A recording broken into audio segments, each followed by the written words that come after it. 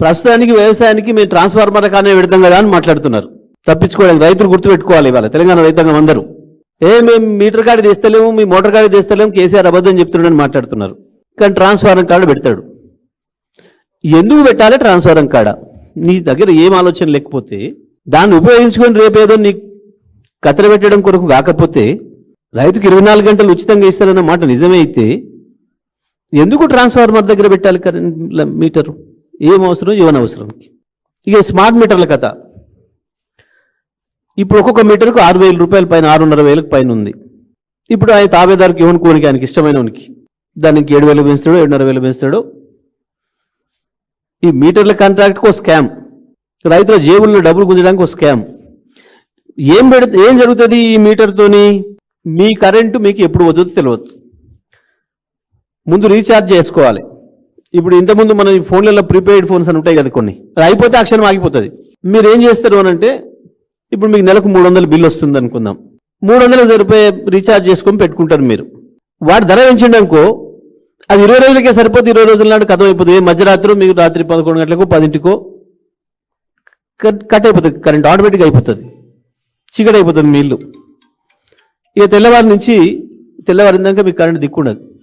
మళ్ళీ మీరు పైసలు సంపాదించుకొని వానికి దాంట్లో కొట్టి మళ్ళీ నాకు ఇంత మళ్ళీ 10 రూపాయలదో 20 రూపాయలదో 50 రూపాయలదో మీకు వెళ్ళిందని బట్టి ఈరబాబు అంటే ఇవ్వాలి. అంటే పేద ప్రజలకి చీకటి బతుకులు తప్ప ఇది పేదలను ఉద్ధరించడానికో పేదల్ని బాగు చేయడానికో తెచ్చే స్కీమ్ కాదు. ఆ మాటకు వస్తే ఎవరిని కూడా విద్యుత్ వినియోగదారులను వాళ్ళ నెత్తి మీద బాధటానికి ఇష్టం వచ్చిన పద్ధతుల్లో వీళ్ళు మనతో ఆటాడుకోవడానికి మన చేతులు ఏముండదు. ఇక వాడు ఇక్కడ అనుకుంటే కనెక్షన్ కట్టే.